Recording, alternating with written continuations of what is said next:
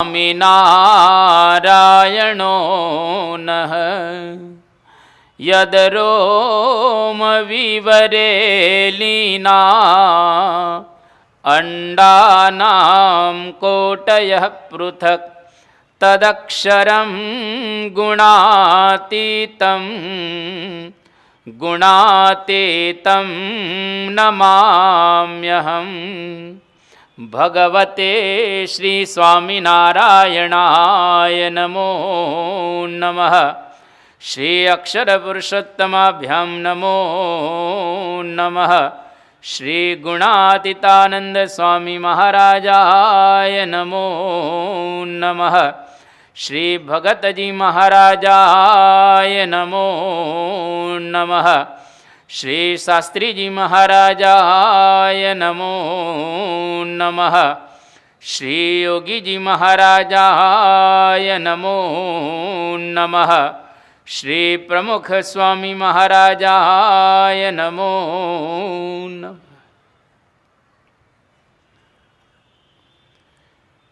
ભારત વર્ષનો આધ્યાત્મિક ખજાનો જેની અંદર સન્નિહિત કરવામાં આવેલો છે એવા આપણા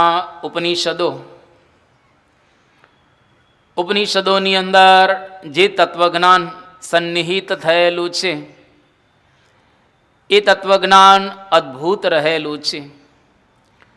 માણસના જીવનની અંદર બધું જ પ્રાપ્ત થાય, માણસ કદાચ બધું જ પ્રાપ્ત કરી શકે, પણ જ્યાં સુધી અધ્યાત્મ જ્ઞાન એમના જીવનની અંદર આવે નહીં અને પ્રાપ્ત ન કરે ત્યાં સુધી ગમે તેટલા તમારી પાસે સુખ સગવડના સાધનો હોય એ સાધનો અંતે તમને શાંતિ ના આપી શકે.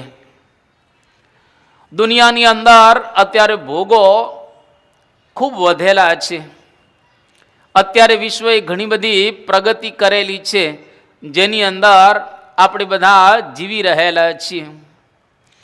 આજે ડે ટુ ડે દરરોજના હજારો સાધનો શોધાઈ રહેલા છે, પરંતુ ઋષિઓએ જે આપણને દર્શન આપેલું છે એ દર્શનના માર્ગે જ્યાં સુધી આપણે નહીં ચાલીએ, એ રાહ આપણા જીવનની અંદર જ્યાં સુધી ન આવે ત્યાં સુધી કોઈ દિવસ ઠરી ઠામ આપણે થવાના નથી. આજે નહીં તો અનંત જન્મો પછી પણ આ જ્ઞાન પ્રાપ્ત કર્યા વિના છૂટકો નથી. રાજા હોય કે રંક, તમે અમેરિકાની અંદર રહેતા હો કે આફ્રિકાની અંદર રહેતા હો, તમે મુંબઈમાં હો કે સુરતમાં, ભાવનગરમાં હો કે રાજકોટની અંદર, પરંતુ આ ઉપનિષદો એનું જ્ઞાન કે તત્વજ્ઞાન પ્રાપ્ત કર્યા વિના આપણને અંદરથી મજા નહીં આવે. એક વખત દુનિયાના વૈભવો આપણને ઝાંખા લાગશે જે દિવસે આ ઉપનિષદનું જ્ઞાન પચશે તે દિવસે. અને આ જ્ઞાન પચ્યા પછી, આ જ્ઞાન સમજ્યા પછી, આ જ્ઞાનને જીવનમાં આત્મસાત કર્યા પછી અન્ય કોઈ જ્ઞાનની અપેક્ષા આપણને રહેશે નહીં. કારણ કે એટલો અદ્ભુત આધ્યાત્મિક ખજાનો ઋષિઓએ આ ઉપનિષદોની અંદર ભરેલો છે. તો ગયા વખતે આપણે કેન ઉપનિષદનો પ્રારંભ કરેલો હતો, જેનો શાંતિ મંત્ર આપણે જોયો. અને એ મંત્રની અંદર ઋષિઓએ ભગવાનને પ્રાર્થના કરી કે હે ભગવાન, તમે અમારા બધા જ અંગોને પુષ્ટ કરજો, કે જે અંગો દ્વારા કે જે શરીર દ્વારા અમે ભગવાન કહેતા આપને પ્રાપ્ત કરી શકીએ. અમારા શરીરની અંદર આત્મતત્વ રહેલું છે, જે આત્મતત્વની અંદર આપ પરમાત્મા સાક્ષાત વિરાજમાન છો. અતિશય આપ અમારી નજીક હોવા છતાં કરોડો ને અબજો જન્મથી અમે આપને શોધી રહેલા છીએ, પણ છતાંય હજુ સુધી જેવો જોઈએ તેવો આપનો સુયોગ પ્રાપ્ત થયો નથી. ભગવાનનો સાક્ષાત્કાર કરવા માટે જીવે ઘણા બધા જન્મોથી પ્રયત્ન કર્યો છે, પરંતુ હજુ સુધી ભગવાનનો સાક્ષાત્કાર આપણને થયો નથી. ભગવાનની જ્યારે આપણી ઉપર કૃપા થાય ત્યારે બહારથી દર્શન આપે, અને જ્યારે આપણી સ્થિતિ થાય સાધના કરીને સત્પુરુષના રાજીપા દ્વારા કે એમની પ્રસન્નતા દ્વારા, ત્યારે અંદર રહેલા ભગવાન એ આપણને દેખાય, અનુભવાય, અને એ ભગવાનનો આપણને સાક્ષાત્કાર થાય. તો આજે આપણા સદભાગ્ય છે કે ભગવાન કે સંતની કૃપા આપણી ઉપર પૂર્ણ થયેલી છે. હમણાં જ પરમ પૂજ્ય પ્રમુખ સ્વામી મહારાજ 6:30 વાગે ડુમ્મસની અંદર પધારી ચૂક્યા છે, અને ત્યાં આગળ ઘણા બધા હરિભક્તો દર્શન કરવા માટે ગયા હતા. પરમ પૂજ્ય સ્વામી બાપા મંદિરની અંદર પધાર્યા, ત્યાં દર્શન કર્યા, અને ત્યાંથી સિક્કે પીઠાવાલા એમના બંગલાની અંદર પરમ પૂજ્ય સ્વામીશ્રી ઉતારા માટે પધાર્યા.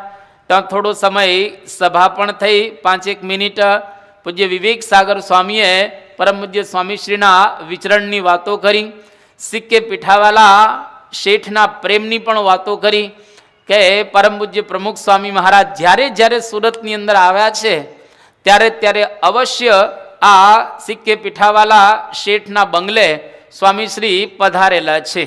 એક જ બંગલે અથવા તો એક વ્યક્તિના ઘરે લગભગ 20 થી 25 વખત સ્વામીશ્રી પધારેલા છે. એટલે બહુ ભાગ્યશાળી આ સિક્કે પીઠાવાલા કહેવાય. એમનો પરિવાર પણ ભક્તિ સંપન્ન છે, બાપા પ્રત્યે અતિશય એમને ભાવના પણ રહેલી છે. 1985માં એમને સત્સંગ થયો ત્યારથી આપણા યોગની અંદર એ પોતે આવ્યા છે. આજે પણ બાપા એમના પ્રેમને લઈને, આજે સ્વામીશ્રીની તબિયત સારી નથી, 87 વર્ષની ઉંમર થઈ ગયેલી છે, છતાં પણ એક હરિભક્તને રાજી રાખવા માટે પરમ પૂજ્ય સ્વામીશ્રી દર વર્ષે જ્યારે જ્યારે અહીંયા આગળ આવે ત્યારે ત્યારે અવશ્ય એના બંગલાની અંદર સ્વામીશ્રી 3 દિવસ રોકાય. તો આવતીકાલે સવારે સિક્કે પીઠાવાલા શેઠના બંગલે પરમ પૂજ્ય સ્વામીશ્રીના દિવ્ય દર્શનનો લાભ પ્રાપ્ત થશે. બરાબર 7:30 વાગે પૂજા દર્શન ત્યાં આગળ રાખેલા છે, તો એ દર્શનનો પણ આપણને લાભ પ્રાપ્ત થશે. એટલે બહારથી આજે પ્રમુખ સ્વામી મહારાજના આપણને દર્શન થાય છે, એટલે એવું સમજવો કે સાક્ષાત પૂર્ણ પુરુષોત્તમ ભગવાન સ્વામિનારાયણના દર્શન એના દ્વારા આપણને થઈ રહેલા છે. તો આ એમની કૃપાનું ફળ છે. એ આપણી ઉપર રાજી થયા, કૃપા કરી, જેથી કરીને બહારથી એમના દર્શન આપણને થઈ રહેલા છે. એના એ સ્વામી, એના એ ભગવાન સ્વામિનારાયણ જ્યારે આપણા હૃદય કમળને વિશે આત્મા રહેલો છે, એ આત્માની અંદર પરમાત્મા કહેતા ભગવાન સ્વામિનારાયણના આપણને દર્શન થાય ત્યારે સમજવો કે ઉપનિષદની પારાયણ આપણા માટે એ સાર્થક થઈ. આપણે જે કંઈ કથાઓ સાંભળેલી છે એ બધી જ કથાઓ આજે પૂર્ણ રૂપમાં સાર્થક બની ગયેલી છે. અને ખરેખર આ મનુષ્ય જીવનનું પરમ અને ચરમ જો કોઈ લક્ષ્ય રહેલું હોય તો ભગવાનનો સાક્ષાત્કાર કરો, ભગવાનને હૃદયથી નિહાળવા, ભગવાનને અંદર એ જોવા. એટલા માટે જ આ પૃથ્વીલોક ઉપર આપણે આવ્યા છીએ. આ બંગલા બાંધીએ, ધંધાઓ કરીએ, નોકરીઓ કરીએ, દેશ વિદેશની અંદર ફરીએ, એ બધું બાય પ્રોડક્ટ ગણાય, મેઇન પ્રોડક્ટ નથી, બાય પ્રોડક્ટ. એટલે કરવું પડે, પણ આપણો મેઇન ઉદ્દેશ, આપણું મુખ્ય ધ્યેય ભગવાનનો સાક્ષાત્કાર કરવો એ રહેલું છે. એટલે ધ્યેયને સિદ્ધ કરવા માટે જ આ ઉપનિષદોએ સુંદર ગહન જ્ઞાન એ ભારત વર્ષની અંદર પીરસેલું છે. એટલે અહીંયા આગળ કેનો ઉપનિષદનો હવે આપણે પ્રારંભ કરી રહેલા છીએ, જેમાં શિષ્ય ગુરુદેવને પ્રશ્ન પૂછે છે. કારણ કે ઉપનિષદ કાળની અંદર બધા ઋષિઓ કે મુનિઓ અને ગુરુઓ એક વૃક્ષના છાંયે બેસતા, અને છાંયે બેસીને નાના નાના 8 વર્ષના છોકરા પોતાના ઘરેથી નીકળી જાય અને જનોઈ પહેર્યા પછી ગુરુદેવના આશ્રમની અંદર જાય, 25 વર્ષ સુધી ત્યાં આગળ રહે અને 25 વર્ષ સુધી વિદ્યાભ્યાસ સારી રીતે પ્રાપ્ત કરે. 25 વર્ષ જ્યારે પૂર્ણ થાય એટલે બ્રહ્મચર્ય કાળ પૂર્ણ થયો ગણાય અને પછી ગૃહસ્થ આશ્રમનો પ્રારંભ થાય.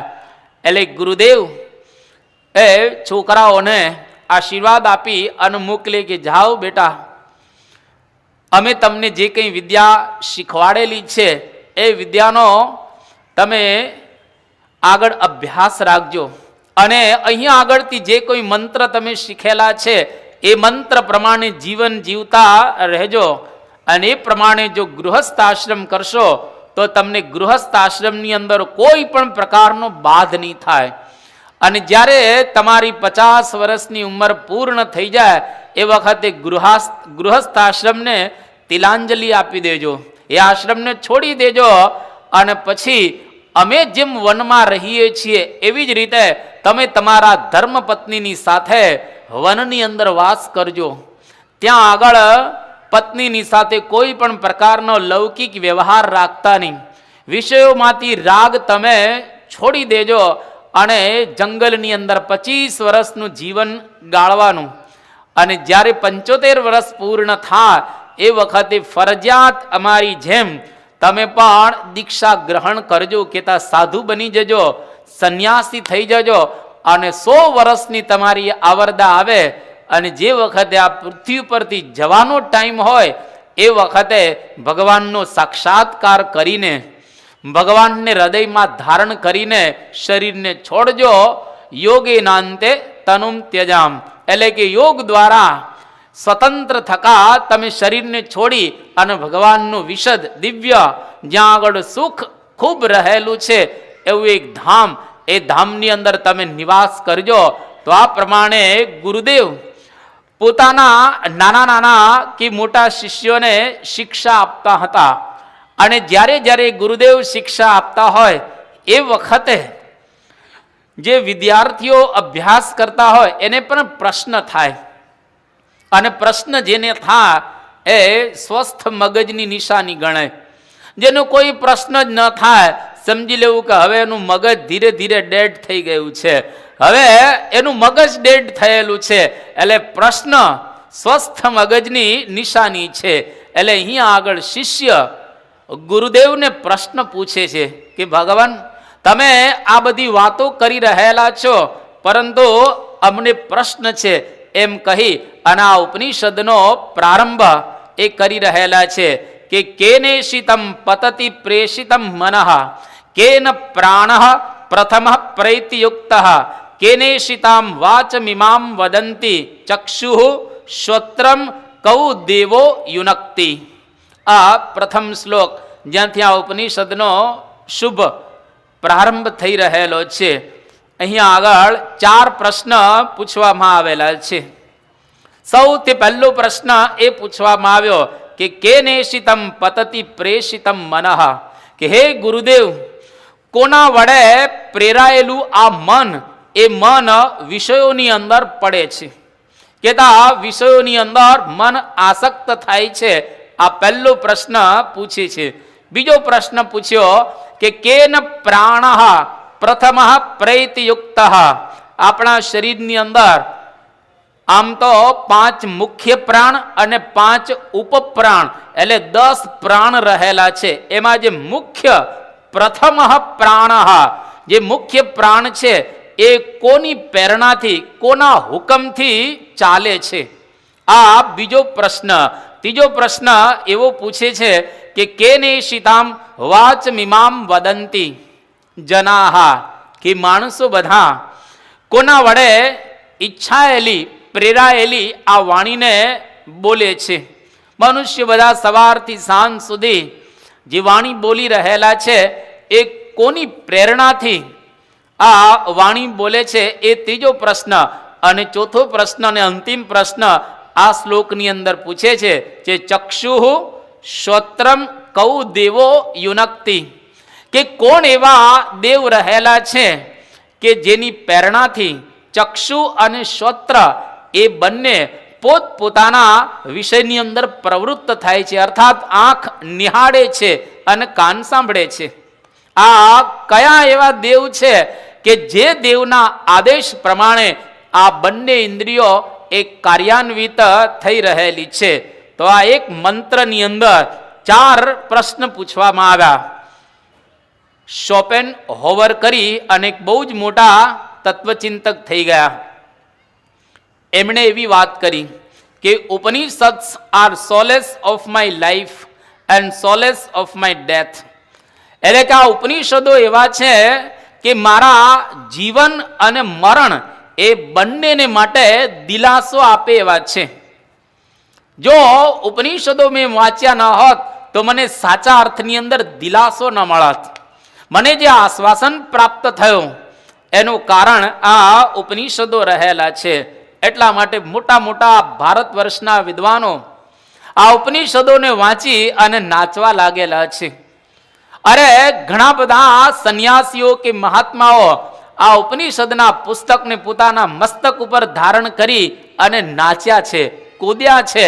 કારણ કે એટલો આધ્યાત્મિક ખજાનો આ ઉપનિષદોની અંદર ભરવામાં આવેલો છે. એક જ મંત્રમાં 4 પ્રશ્ન. પહેલો પ્રશ્ન અહીંયા આગળ કેટલો અદ્ભુત પૂછ્યો કે કોના વડે પ્રેરાયેલું આ મન એ વિષયની અંદર પડે છે. સ્વાભાવિક રીતે દરેકનું મન કોઈક ને કોઈક વિષયની અંદર આસક્ત થાય છે. કારણ કે મન બહુ ચંચળ છે. જેવા છોકરા ચંચળ એવું જ મન ચંચળ.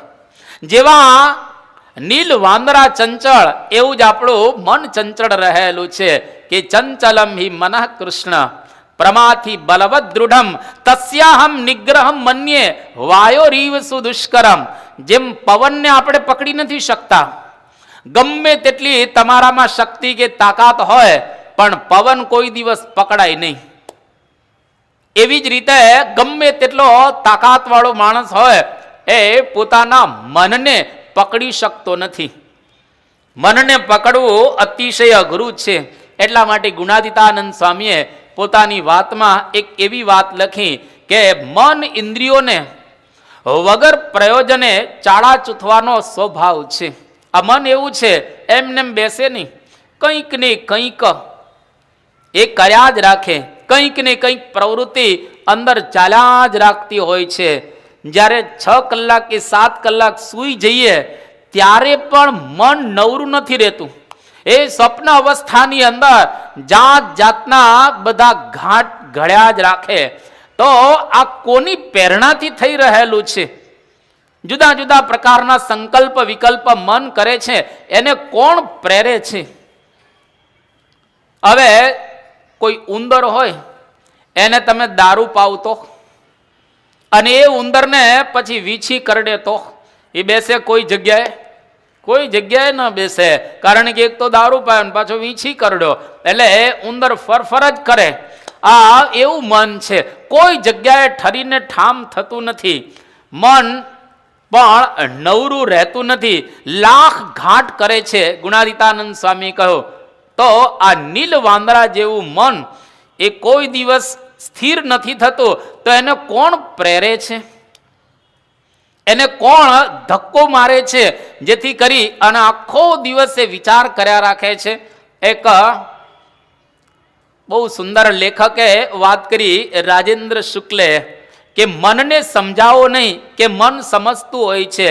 આ સમજ આ અણસમજ એ ખુદ સર્જતું હોય છે. છે ને કલ કોલાહલે આ સાવ મૂંગું મૂઢ સમ એકલું પડતા જ તો કેવું ગરજતું હોય છે. એક પલકારે જો વિંધાય તો વિંધી શકો, બીજી ક્ષણ તો એ જ સામા સાજ સજતું હોય છે. આ મનનો સ્વભાવ એક જ ખાલી શેરની અંદર એનો બતાવી દીધો કે મનને સમજાવો નહીં કે મન સમજતું હોય છે. મન કોઈનું સમજતું જ નથી. કારણ કે ગમે તેટલું તમે સમજાવો, જેવું તમે છોડી દો એટલે તરત જ એ પોતાની રીતે ઘાટ સંકલ્પ કર્યા રાખે. આ સમજ અને આ અણસમજ એ ખુદ પોતે જ ઉત્પન્ન કરે છે. એટલા માટે મન સમજતું હોતું નથી.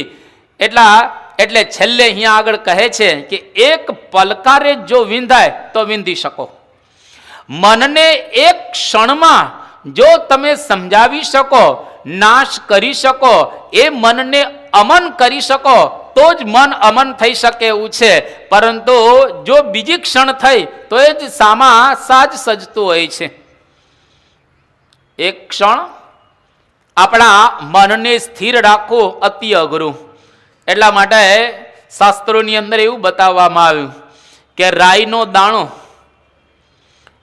એક ગાયના શિંગડા ઉપર જેટલો સમય રહે એટલો સમય જો આપણું મન સ્થિર રહે તો ખરેખર ભગવાન કલ્યાણ કરે.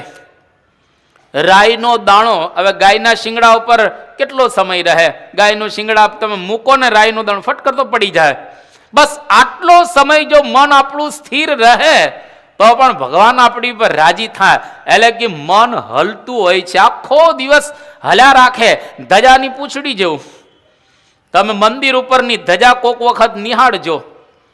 એ ધજાની સામે તમે જોશો એની પૂંછડીની સામે પવન એકદમ શાંત થઈ ગયો હોય, કોઈ પણ પ્રકારનો પવન ન હોય, પણ ધજાની પૂંછડી સેજ તો હલતી જ હોય. એવું આ આપણું મન છે, એ જરા જરા હલ્યા જ રાખે. એટલે મકરંદ દવે બહુ સરસ એક વાત કરી કે મૂરખ મારા મનના કેવા ખેલ, ઘડીક ઢળે ધરણી પરે અને ઘડીક ચણે મહેલ. થોડી વારમાં ઢળી જાય અને થોડી વારમાં એ મોટા મોટા મહેલો ચણતું હોય છે.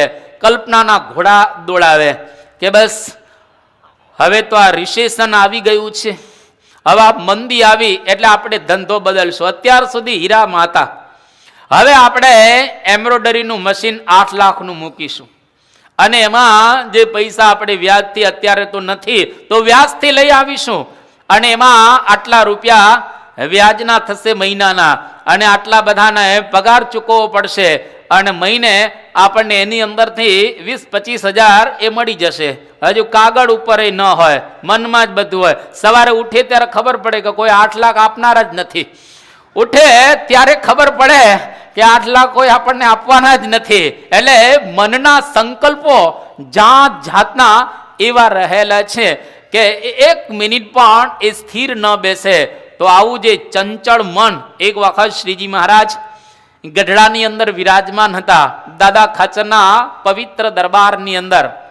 અને ત્યાંથી મહારાજે સંતોને હરિભક્તોને કહ્યો કે આપણે ઘેલા નદીને કિનારે નાવા માટે જવું છે, કારણ કે આજે વરસાદ આવેલો છે અને મુશળધાર વરસાદ વરસેલો. આખું ગઢડા જળ બંબાકાર થઈ ગયું હતો. એટલે બધાને ઘેલા નદીએ જોવાની પણ ઈચ્છા હતી કે ઘેલો આજે 2 કાંઠે આવ્યો હશે. અને મહારાજને પણ ઈચ્છા થઈ કે ચાલો આપણે નદીના કિનારે જઈએ. અને મહારાજ સંતો અને હરિભક્તોના સંઘની સાથે નદીના કિનારે ગયા.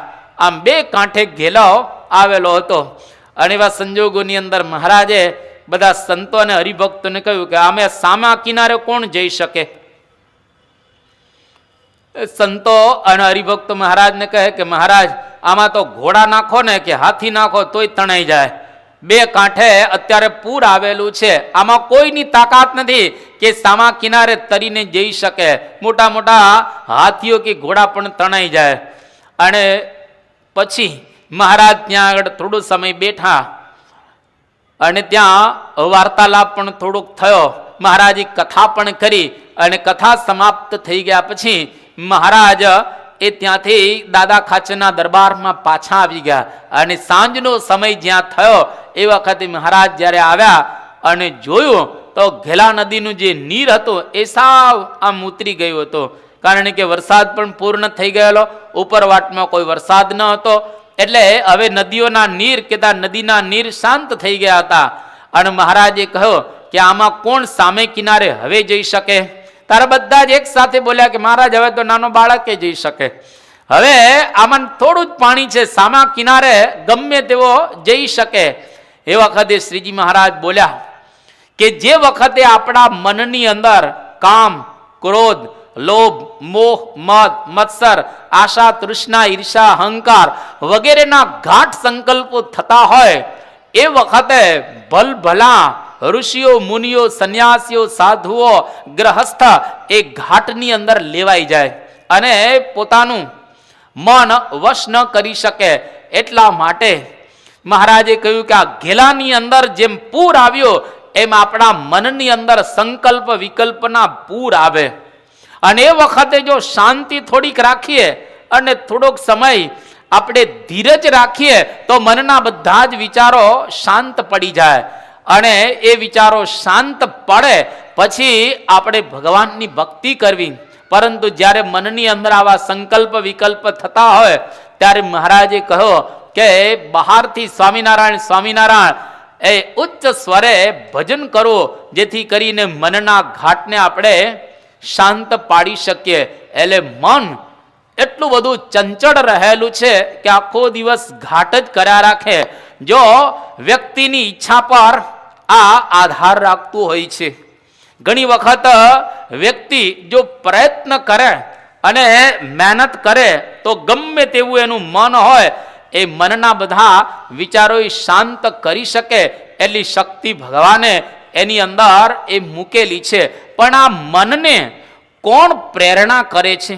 અંદરથી કોણ ધક્કો મારે છે કે જેથી કરીને સંકલ્પ વિકલ્પ એ કરી રહેલું છે? આ પહેલો પ્રશ્ન, અદ્ભુત પ્રશ્નનો જવાબ પણ આપશે કે આ મનને કોણ પ્રેરણા કરે છે. જો આમાં કોઈની ઈચ્છા એવી નથી કે આપણે ખરાબ બનીએ.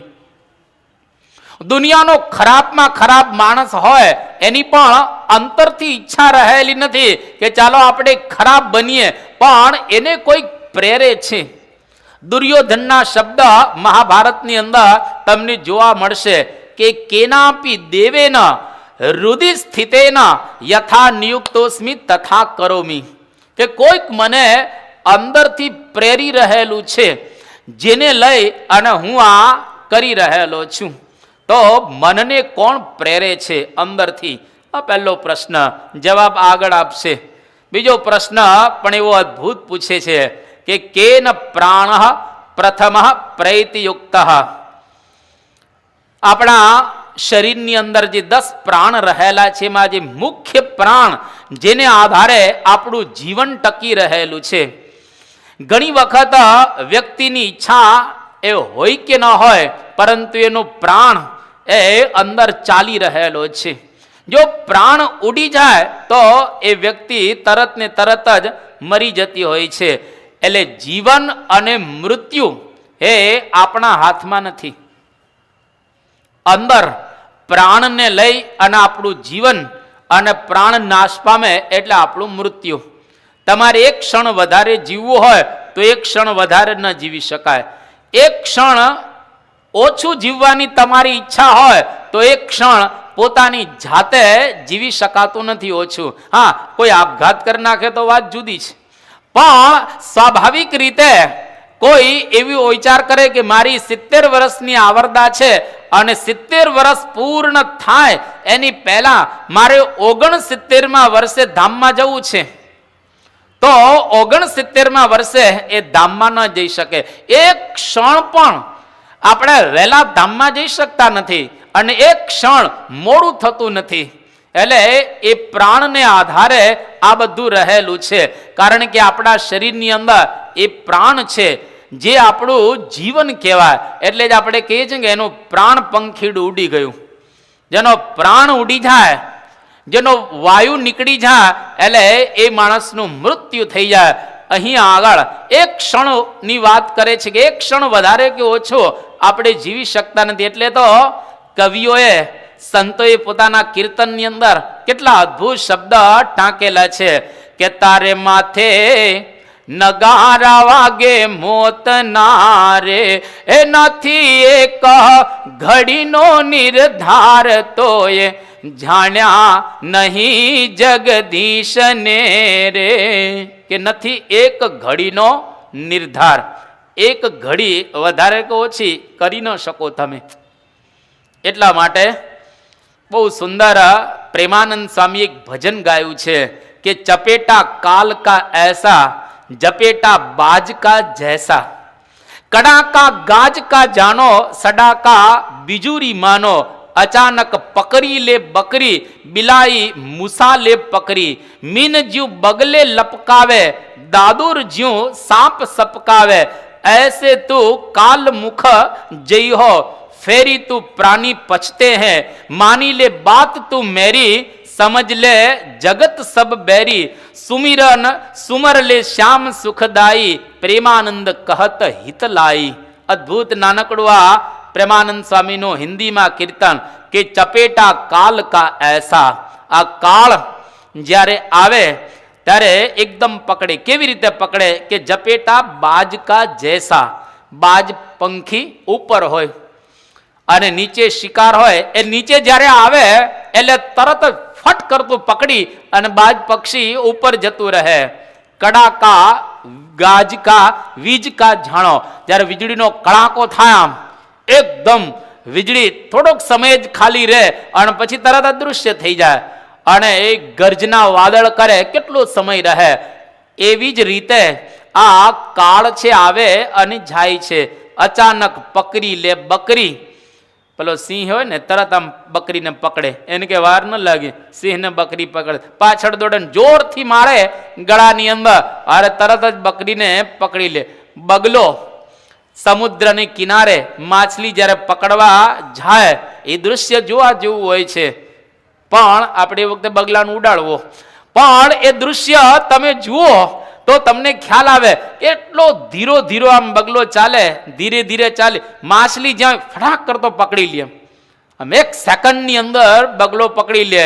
પેલી બિલાડી મૂષક એટલે કે ઉંદર એને કેટલી આમ ઝડપથી પકડી લે, એવી જ રીતે કાળ આપણને ઝડપથી પકડી લેશે, ખબર નહીં પડે અને કોઈ નોટિસ નહીં, કશી જ નોટિસ નહીં। ઘણી વખત બધામાં નોટિસ આપે, બધામાં નોટિસ કંઈક ને કંઈક તમને આપવામાં આવે, પણ કાળ ક્યારેય નોટિસ આપતો નથી અને નોટિસ આપે તો આપણે સાંભળતા નથી। કાળ નોટિસ આપે તો આપણે સાંભળતા નથી।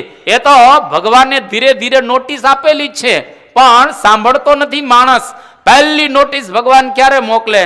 નીચેથી શરૂ કરે, જેના પગ દુખવા લાગે નીચે બેસાતું બંધ થાય, સમજી લો કે એક નોટિસ આવી, આ નોટિસ આવી ગઈ, હવે ખુરશીના ટેકાની જરૂર પડી એટલે ભગવાને નોટિસ આપી કે હવે ધીરે ધીરે આવશે, કઈ ક્ષણે આવશે એ નક્કી નથી પણ આવશે ખરો હવે કાળ।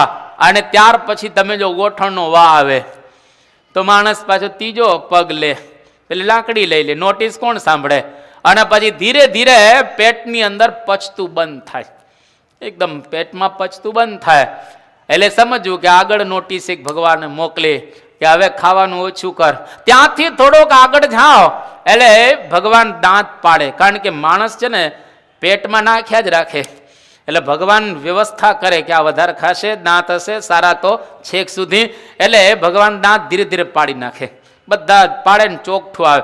ચોકઠામાં મજા ન આવે, ચોકઠામાં જે ખાવાનો આનંદ આવવો જોઈએ અડધો તો એમાં જ મરી જાય આનંદ, એટલે અડધું તો થોડુંક એમાં જ ઓછું થઈ જાય। અને એક વખત એક દાદાનો દાંત પડી ગયો, મોટી ઉંમરે 80 કે 85 વર્ષની, હવે એ વખતે પડવાની જ ઉંમર કહેવાય, નીચે પડ્યો ત્યાંથી લઈને મોઢામાં પાછો નાખી દીધો દાંત, અને દાંતને ઉદ્દેશીને બોલ્યા કે 80-85 વર્ષ સુધી મેં તને શું નથી ખવડાવ્યું તો હવે દગો આપે છે। તો ભગવાન ઘણી વખત નોટિસ આપે તો પાછો સાંભળે નહીં અને ઉપર નોટિસ આપે, વાળ બધા જ સફેદ થઈ જાય, અને સફેદ થાય એટલે ભગવાને કહ્યું કે હવે જો સફેદ તારા મેં એટલા માટે કર્યા છે કે આ કાળા કામ તું છોડ અને હવે ધોળા કામ શરૂ કર। અત્યાર સુધી કાળા કર્યા કામો, હવે તું ધોળા કામ કર, હવે 2 નંબરનું બંધ કરીને 1 નંબરનું ચાલુ કર। 2 નંબરનું ઘણું કર્યો પણ 1 નંબરનું હવે તું કર। પણ માણસ કેટલો હોશિયાર કે મારે ધોળા વાળ જોતા ડાય કરાવતો થઈ ગયેલો એ, અને એમાં કાળા કરે કે મારે નાનું રહેવું છે, એક પણ નોટિસ માણસ સાંભળતો નથી।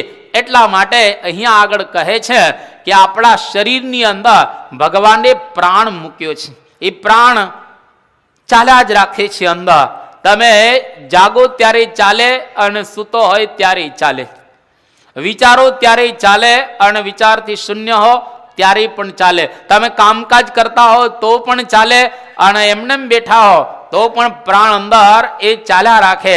એટલે મનુષ્યની ઈચ્છા ઉપર આ પ્રાણ ચાલતો નથી પણ કોઈક પ્રાણને પ્રેરણા કરે છે, જેને આધારે આપણા શરીરની અંદર આ પ્રાણ છે એ બધું બેલેન્સ રાખે છે। જેનો પ્રાણ નીકળી જાય એટલે પછી એને અશ્વિની કુમારના હારે લઈ જવાનું રહે, પછી એને સ્મશાન ભેગો કરવાનો રહે. એટલે આ પ્રાણ કોની ઈચ્છાથી જન્મથી મૃત્યુ સુધી એ ચાલી રહેલો છે?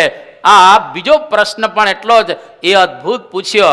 અને ત્યાર પછી ત્રીજો પ્રશ્ન, કેન ઈશિતામ વાચ મીમામ વદંતી. આપણા શરીરની અંદર 10 ઇન્દ્રિયો રહેલી છે, 5 જ્ઞાનેન્દ્રિય અને 5 કર્મેન્દ્રિય. અહીંયા આગળ 5 કર્મેન્દ્રિયમાં મુખ્ય વાણી બતાવે છે કે વાક, પાણી, પાદ, પાયુ અને ઉપસ્થા 5 કર્મેન્દ્રિય. એમાં વાણી એ ભગવાને અદ્ભુત આપી. આ વાણી આપણે જે બોલીએ છીએ એ કોની પ્રેરણાથી આપણે બોલી રહેલા છીએ? ઘણા મૂંગા છે, એ બોલી નથી શકતા, પણ અંદર વાણી છે, એને કંઈક કેવું છે પણ એ રજૂ કરી શકતા નથી. ઘણી વખત ઘણા માણસો સમયે મૌન થઈ જાય છે, એના હૃદયની અંદરથી વાણી એ બહાર આવી શકતી નથી. તો એની પ્રેરણા કરનાર કોણ છે? ઘણાને બોલવાની તકલીફ હોય છે, બોલવા જાય પણ એ બોલી શકતા હોતા નથી. તો આ બધું કોને આધારે રહેલું છે? એ વાણીને કોણ પ્રેરણા કરે છે જેથી કરી અને આપણે વ્યવસ્થિત બોલી શકીએ છીએ? આ ત્રીજો પ્રશ્ન. અને અંતિમ પ્રશ્ન પૂછ્યો કે ચક્ષુહો શ્રોત્રમ કૌ દેવો યુનક્તિ. 5 જે જ્ઞાનેન્દ્રિયો છે અને એમાં મુખ્ય 2 ઇન્દ્રિયો ગણા. એક તો ચક્ષુ કે આંખ અને બીજી ઇન્દ્રિય કાન. આ 2 ઇન્દ્રિય દ્વારા જગતનું મેક્સિમમ આપણને જ્ઞાન થાય છે. ઘણા બધા લોકો એવા હોય કે જે લોકોની આંખ ન હોય પણ જો કાન હોય તો કાન દ્વારા સાંભળીને પણ દુનિયાનું ઘણું જ્ઞાન એ પ્રાપ્ત કરી શકે. ઘણા લોકોના કાન બરાબર હોય, આંખ ન હોય. ઘણાની આંખ બરાબર હોય પણ કાન ન હોય. ઘણા બેરા જ માણસો જન્મથી બેરા હોય. જન્મથી બેરા હોય એ જન્મથી મૂંગા હોય, એ સાથે જ હોય. જે બેરો હોય એ મૂંગો હોય જ, કારણ કે સાંભળો નહીં એટલે તમે બોલી ન શકો. તો માણસના કાન પહેલેથી કદાચ ન હોય પણ આંખ જો બરાબર ભગવાને એને આપ્યો હોય તો દુનિયામાં જોઈને પણ ઘણું બધો એ માણસ શીખી શકે. એટલે 2 ઇન્દ્રિયો આપણી જ્ઞાનેન્દ્રિયમાં મુખ્ય બતાવવામાં આવેલી છે. આ બંને ઇન્દ્રિયોને પોતપોતાના વિષયની અંદર કોણ પ્રેરે છે? જેના દ્વારા આંખ જોઈ શકે અને કાન છે એ સાંભળી શકે. તો આ પ્રકારના 4 પ્રશ્ન અહીંયા આગળ શિષ્યએ ગુરુદેવને પૂછ્યા. અહીંયા આગળ શિષ્ય એટલા માટે ગુરુદેવને પૂછી રહેલા છે કારણ કે શરીર અને આત્મા બેયની વિકતિ અહીંયા આગળ એને જુદી સમજવી છે. શરીર આપણું જળ છે, અંદર રહેલો જે આત્મા એ આત્મા ચેતન રહેલો છે. એટલે જળ અને ચેતનની વિકતિ જુદી સમજાવવાનો આશય આ મંત્રની અંદર છુપાયેલો છે. દેહાદિક સર્વે જળ છે અને એને કોઈ પ્રેરે છે. જો તમારો હાથ કે આપણો હાથ આમ લેવો હોય તો અંદરથી આપણને એવું કહેવું પડે, આદેશ આપવો પડે કે હાથ ઊંચો કર, હાથ આમ કર, હાથ માથા ઉપર મૂક. આ આદેશ આપણે આપવા પડે. તો આદેશ આપનારો અને આ હાથ બંને જુદા છે. એક તત્વ શરીરની અંદર એવું છે કે જેને લઈ અને આપણા શરીરના બધા અવયવો એ જુદી જુદી રીતે કાર્યાન્વિત થઈ રહેલા છે. તો આ ચલાવનારું તત્વ કોણ? આત્મા છે કે પરમાત્મા છે? એ વિષયક ઊંડો મર્મ આ શ્લોકની અંદર દ્યોતિત થાય છે. જળ એ સ્વયં ક્યારેય પોતાની જાતે પ્રવૃત્તિ ન કરી શકે, તેને પ્રેરનારો કોઈક ચેતન હોવો જોઈએ. જો ચેતન તત્વ અંદર ન હોય તો મરદાને હાથ હોય છે ને સરસ, એકદમ હાથમાં વિકૃતિ ના આવે. જો બરફની અંદર મરદું રાખવામાં આવે તો 24 કલાક કોઈ વિકૃતિ તમને એમાં જોવા ન મળે. એકદમ હાથ બરાબર હોય, આંખો વ્યવસ્થિત હોય. ઘણી વખત તો મરદા ખુલ્લી આંખે ધામમાં જાય તો એકદમ તમને લાગે કે આપણી સામે જ જોઈ રહેલા છે. પરંતુ તમે એને બોલાવો તો બોલે નહીં, તમે એના કાનમાં કંઈ કહો તો એ કશું સાંભળે નહીં, તમે એને અડો તો સ્પર્શનો કોઈ એને અનુભવ નહીં, ન ચાલી શકે, ન કંઈ લઈ શકે, દેખાય એવું ને એવું શરીર, પણ એની અંદરથી કોઈક એક તત્વ નીકળી ગયું. આ જે નીકળી ગયું જે તત્વ, એ તત્વ આત્મા, એ ખરેખર આત્મા આ પ્રાણને કે ચક્ષુને કે શ્રોત્રને કે મનને પ્રેરે છે, કે આ આત્માથી પર કોઈ બીજું તત્વ રહેલું છે એ આ બધા અવયવોને કે મનને પ્રેરે છે? એ અહીંયા આગળ ઊંડો એક મર્મ આ શ્લોકની અંદર એ ગર્ભિત રીતે બતાવવામાં આવેલો છે. 10 ઇન્દ્રિયો અને 4 અંતઃકરણ એ આત્માની પ્રેરણાથી પોતે કાર્યાન્વિત થાય છે. પણ શરીરની અંદર આત્મા હોવા છતાંય જો આત્માની અંદર પરમાત્મા ન હોય તો એ ક્યારેય શરીર કાર્યાન્વિત થઈ શકતું નથી. કારણ કે જળની અંદર ચેતન અને ચેતનની અંદર પાછું ચેતન તત્વ એ પરમાત્મા છે. એટલે જળ દેખાય અને હાલતું ચાલતું હોય તો સમજવું કે અંદર એ આત્મા રહેલો છે. જેમ કે ઘડો પડ્યો હોય તો પોતાની જાતે કંઈ ઘડો હલે નહીં, એને હલાવવો પડે. તલવાર પોતાની જાતે એ હલે નહીં, એને હલાવવી પડે. માળા તમારા હાથમાં હોય, તમે આમ કરતા બંધ થઈ જાઓ તો માળા પડી જાય ફટાક કરતી. એટલે માળાને હલાવવી પડે. એક એક મંત્ર આ પ્રમાણે એ બોલવો પડે તો જ ખરેખર આપણે એ માળાને હલાવી શકીએ.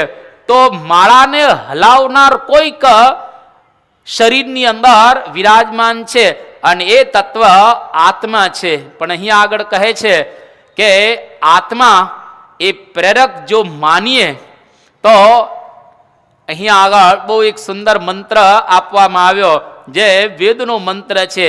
વિમે કર્ણા પતયતો વિચક્ષુર વિદમ જ્યોતિર્હૃદય આહિતમ યત વિમે મનશ્ચરતિ દૂર આદિ કિંસ્વિત વક્ષ્યામિ કિમ અનો મનિષ્યે. અહીં કર્મ ઇન્દ્રિયો, જ્ઞાનેન્દ્રિયો કે અંતઃકરણ વગેરેનો કોઈક પ્રેરક અહીંયા આગળ બતાવેલ, અને એ પ્રેરક જીવાત્મા નથી, પરંતુ જીવાત્માથી પર જે ઇન્દ્રિયોના અભિમાની દેવતાઓ બતાવવામાં આવેલા છે. આપણી 10 ઇન્દ્રિયો અને 4 અંતઃકરણ એના એક પ્રેરક દેવતા છે. જેમ કે મનના દેવતા ચંદ્રમા, બુદ્ધિના દેવતા બ્રહ્મા, જીહવાના દેવતા વરુણ, એવી રીતે 10 ઇન્દ્રિયોને 4 અંતઃકરણના દેવતા બતાવેલા છે. અને એ દેવતાઓ આપણને અંદરથી પ્રેરે છે, જેના દ્વારા આ 14 કાર્યાન્વિત થાય છે, કે તા કાર્ય કરે છે. તો એ દેવતાને અહીંયા આગળ પ્રેરક બતાવવામાં આવેલા છે. પરંતુ કહે છે કે એ પણ બરાબર નથી. નથી આત્મા પ્રેરક, નથી આ દેવતાઓ આ ઇન્દ્રિયોને અંતઃકરણના પ્રેરક, પરંતુ કહે છે કે નિશુ સીદ ગણપતે ગણેશો ત્વામ આહુ વિપ્ર તમામ કવિનામ ન ઋતે ત્વત ક્રિયતે કિંચ નાટે મહામ અર્કમ મઘવન ચિત્રમર્ચ. આ પણ સુંદર મંત્ર બતાવવામાં આવેલો છે. આમાં બતાવ્યા પ્રમાણે ઇન્દ્રિયોનો પ્રેરક કોઈક એક છે. હવે દેવતાઓ તો 14 છે, તો 14 જણા પોતપોતાની રીતે પ્રેરણા કરે તો પછી મુશ્કેલી સર્જાય ને. હવે એક જ વસ્તુને આમ જુદા જુદા પ્રેરે તો બરાબર બધાની વચ્ચે સિંક્રોનાઇઝેશન એટલે કે સંવાદિતા ન રહે. કાન કંઈક જુદો સાંભળતો હોય, હાથ કંઈક જુદું કામમાં એ કરતો હોય, મન કંઈક જુદા સંકલ્પ કરતું હોય, અને પગ ક્યાંક જુદે ચાલતા હોય. 14 આ ઇન્દ્રિયોના દેવતા જે રહેલા છે એ પ્રેરણા કરે પોતપોતાના એ અવયવને. તો એના દ્વારા એ 14 જુદી જુદી રીતે કામ કરે તો આ શરીરનું બેલેન્સ ન રહે. આ શરીરમાં કેટલું બેલેન્સ છે. એક વખત એક જ કામ થાય, બે ન થાય. એક જ તમે જોજો, જે માણસ ખાતો હોય ને એ વખતે ખાવાનું જ કામ થાય. ઘણી વખત ખાતા ખાતા આપણે સાંભળતા હોઈએ છીએ પણ જ્યારે સાંભળીએ છીએ ત્યારે ખાતા નથી, અને જ્યારે ખાઈએ છીએ ત્યારે સાંભળતા નથી. હવે કાલે ચેક કરજો, પણ આ અંતર કેટલું છે? એકદમ સૂક્ષ્મ અંતર છે. એક સેકન્ડના આમ કેટલા બધા વિભાગો કરીએ એટલું ઝડપથી એ કાર્ય આપણે કરીએ છીએ એટલે ખબર નથી પડતી. અને એના માટે શાસ્ત્રીય એક દ્રષ્ટાંત આપવામાં આવ્યું કે જેમ કમળનું પુષ્પ હોય તમારા હાથમાં, અને સવારના પોરમાં ખીલેલું કમળનું પુષ્પ, અને તમે હાથમાં ધારણ કરવાનું, અને એક સોય લેવાની, અને કમળની પાંખડી જે બધી હોય એની ઉપર આમ સોય મૂકવાની, અને નીચે પરોવવાની. આમ એક સાથે આમ નાખો એટલે તરત નીકળી જાય નીચે તો સોય. પણ એક સાથે સોય નીકળેલી છે કે એક એક પાંખડીને વિંધીને નીકળેલી છે? એક એક પાંખડીને વિંધીને જ નીકળે, કારણ કે પણ નાખી આમ એટલે તરત નીકળી ગઈ. પણ તમે જરા સૂક્ષ્મ દર્શક યંત્ર વડે કે સૂક્ષ્મ કાળ જો તપાસો તો એક એક પાંખડી વિંધી અને સોય એ નીચે આવેલી છે. એમ આખા શરીરની અંદર જે આપણું મન છે એ મન દ્વારા આપણે કાર્ય કરીએ તો એમાં સૂક્ષ્મ કાળ છે. એક વખતે એક જ કામ થાય, બે ન થાય. પરંતુ છતાં આપણને લાગે છે કે આપણે એક સાથે બે કામ કરીએ છીએ, એટલે એ સ્પીડથી થઈ રહેલું છે. તો અહીંયા આગળ 14 ઇન્દ્રિયોના દેવતા એ બધા પ્રેરક નથી. આત્મા પ્રેરક આ બધાનો, કે નથી 14 ઇન્દ્રિયોના દેવતા પ્રેરક? તો પ્રેરનાર કોણ છે? એટલે એ પણ વાત ભાગવતની અંદર મનુ ભગવાન મત્સ્ય ભગવાનની પ્રાર્થના કરે છે. એ અહીંયા આગળ બતાવવામાં આવેલું છે કે અંતર બહિશ્ચ અખિલ લોક પાલૈહિ અદૃષ્ટ રૂપો વિચરસી ઉરુશ્ચ નહ સહ ઈશ્વર ત્વમ યહ ઇદમ વશે નયનાત્મા યથા દારૂમયીમ નરઃ સ્ત્રીયમ.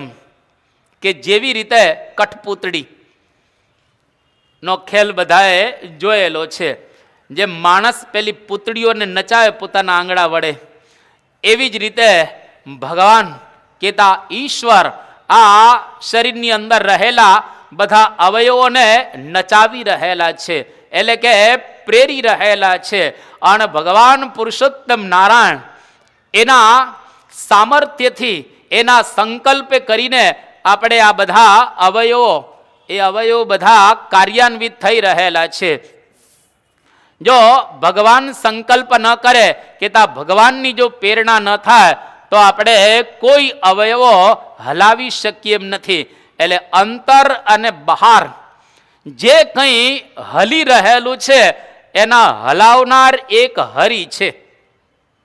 જેમ મનુષ્ય કઠપૂતળીને હલાવે છે એવી જ રીતે ભગવાન પૂર્ણ પુરુષોત્તમ સ્વામિનારાયણ એ અનંત કોટી બ્રહ્માંડમાં રહેલા જીવોને, ઈશ્વરો, આ બધાને પ્રેરણા કરનારા, બધાનું નિયમન કરનારા, એ બધાનું સંચાલન કરનારા, અક્ષરધામની અંદર વિરાજમાન રહ્યા આ બધું જ કરી રહેલા છે. અને એ સ્વામિનારાયણ ભગવાન પ્રથમના 27મા વચનામૃત પ્રમાણે આજે પ્રમુખ સ્વામી મહારાજમાં રહે અને આ બધાનું સંચાલન એ પોતે કરી રહેલા છે. એટલે ભગવાન દ્વારા આપણા શરીરના અવયવો, અંતઃકરણ, પ્રાણ એ વગેરે પ્રેરે છે ભગવાન, અને એના દ્વારા આપણે ક્રિયા કરવા માટે સમર્થ થઈએ છીએ. અને એને લઈ અને આ બધું સચેતન છે. તેથી જ મન, ઇન્દ્રિયો અને પ્રાણનો પ્રેરક આપણો આત્મા નથી, પરંતુ આત્માની અંદર રહેલા પરમાત્મા એ છે, અને જેના દ્વારા આ બધું જ સચેતન રહેલું છે. એટલા માટે તો જેતલપુર ગામમાં શ્રીજી મહારાજ એક વખત વિરાજમાન હતા, અને ત્યાં મહારાજે ઉપદેશ આપ્યો. જે ઉપદેશ ભક્ત ચિંતામણીની અંદર નિષ્કુળાનંદ સ્વામીએ બહુ સુંદર આ લખેલો છે. મહારાજ ત્યાં આગળ ઉપદેશ આપે છે કે વળી કહું એક વાર્તા. ત્યાંથી આ ઉપદેશનો મહારાજ પ્રારંભ કરે છે કે હું તમને એક વાર્તા કહું છું કે સર્વે કીધું આપણું થાય છે. આ દુનિયામાં જે કંઈ થઈ રહેલું છે એ આપણાથી બધું થાય છે. સુખ દુઃખ વળી જય પરાજય યત કિંચિત જે કહેવાય છે, જે આપણને નવ ગમે તે જીવ કેમ કરી શકે? વળી જુઓ સર્વે જગતમાં કોણ શકે છે ફેલા આચરી? તે માટે તમે સાંભળો સત્સંગી સહુ નરનાર, જે થાય છે જગતમાં તેનો બીજો નથી કરતાર. આ દુનિયામાં સારું કે નરસું, જે કંઈ થઈ રહેલું છે એના કરનારા ભગવાન સ્વામિનારાયણ છે. આ કરતાપણાની દ્રઢ નિષ્ઠા જો આપણા અંતરની અંદર બરાબર થયેલી હોય તો કોઈ પણ સંજોગોની અંદર આપણો સત્સંગ હલે નહીં. દુનિયામાં સારું થાય એના કરતાંય ભગવાન છે, અને કદાચ દુનિયામાં કંઈ ખરાબ દેખાય એ થાય એના કરતાં પણ ભગવાન છે. એટલે તરત જ આપણને શંકા થશે અને પ્રશ્ન થશે કે સારું તો બરાબર છે, પણ ખરાબ શા માટે ભગવાન કરતા હોય છે? ભગવાનને વળી ખરાબ કરવાની શું જરૂર છે? સારું કરો. પણ ભગવાન આપણને લાગે કે આ ઉપરથી ખરાબ જેવું, પણ ભગવાન જે કરતા હશે એ પણ સારું જ હશે. એની પાછળનો કોઈ મર્મ જો તપાસે તો ખ્યાલ આવે કે ભગવાન જે કરતા હશે એ બરાબર જ હશે. એ માસ્ટર પ્લાન વાળા છે, ભગવાનનો માસ્ટર પ્લાન છે. આ વખતે આપણને ખબર ન પડે કે પૂર્વ જન્મમાં એવા કર્મો કર્યા હોય એના પરિપાક રૂપે ભગવાન એને એ ફળ આપતા હોય. આ વખતે આપણને દેખાય કે આ નિર્દોષ લોકો કેમ પીડાઈ રહેલા છે, પરંતુ પૂર્વ જન્મની અંદર કંઈક એને એવું કરેલું હોય એનું ફળ એ ભગવાન એને આપતા હોય, જે આપણને નરી આંખે કે બાહ્ય દૃષ્ટિએ એ દેખાય નહીં, પણ ભગવાનના ચોપડાની અંદર બધું એકદમ બરાબર આ રહેલું છે. એટલા માટે યદિ કરતા ભવેત કરતા ન ક્રિયેત કદાચન, યસ્માત તુ ક્રિયતે તસ્માત કરતાપી અનીશ્વર. આ મહાભારતની અંદર કહેવામાં આવ્યું કે કોઈ પણ કરતા હોય ને એ ક્યારે ઉત્પન્ન ન થાય,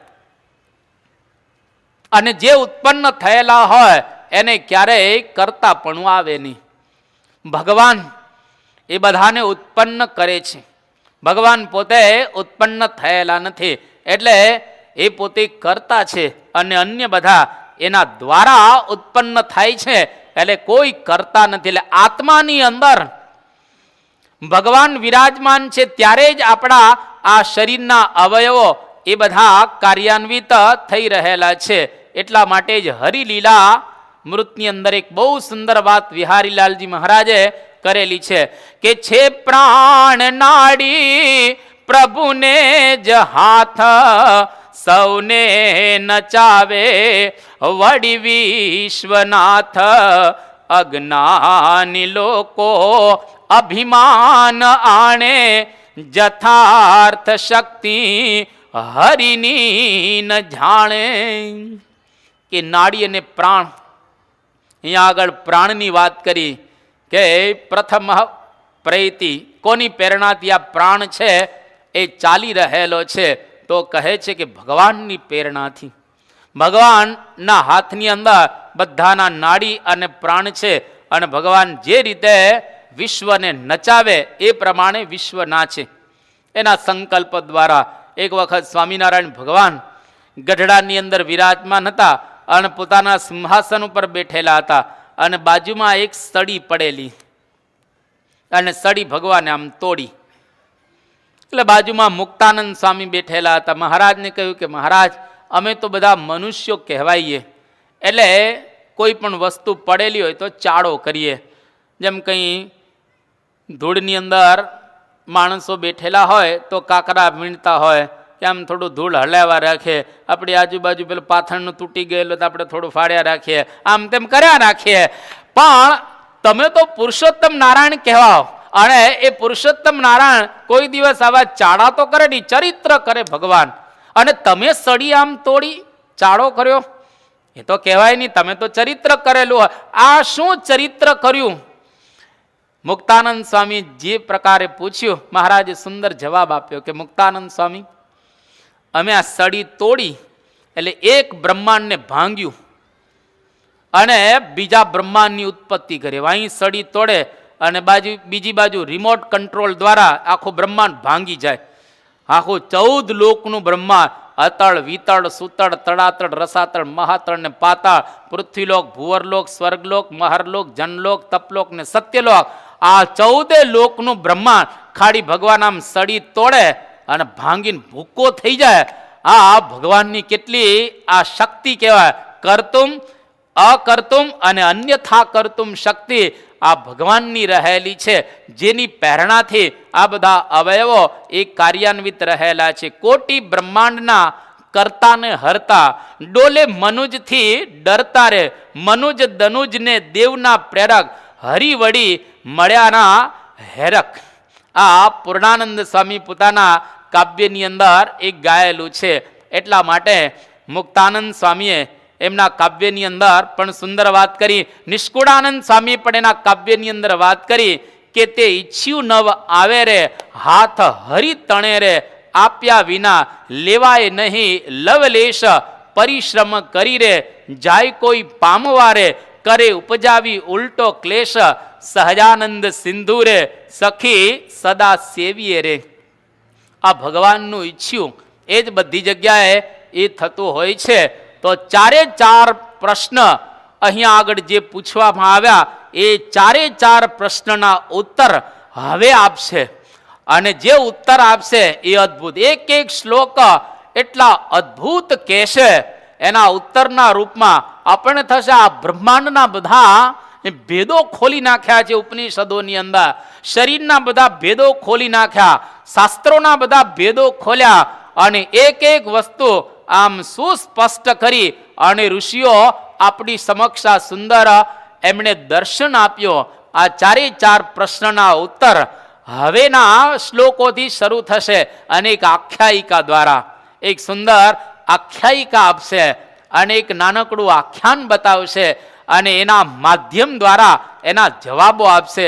જવાબોની અંદર પાછા બીજા ઘણા બધા ઉત્તરો આપશે અને એટલું સુંદર જ્ઞાન અહીંયા આગળ આ ઋષિઓ એ બતાવી રહેલા છે, જેની વાતો આપણે એ ભવિષ્યની અંદર એ સાંભળવાના છીએ. અહીંયા આગળ આ પ્રથમ મંત્ર કેન ઉપનિષદનો આપણે અહીંયા આગળ પૂર્ણ કરીએ છીએ. બીજા મંત્રનો પ્રારંભ હવે આગલા શનિવારની અંદર જ્યારે આપણને સમય મળશે ત્યારે એ મંત્ર આપણે જોશું. અહીંયા આગળ આજની આ પારણ છે એને પણ આપણે પૂર્ણ કરીએ છીએ. શ્રી સ્વામિનારાયણ ભગવાનની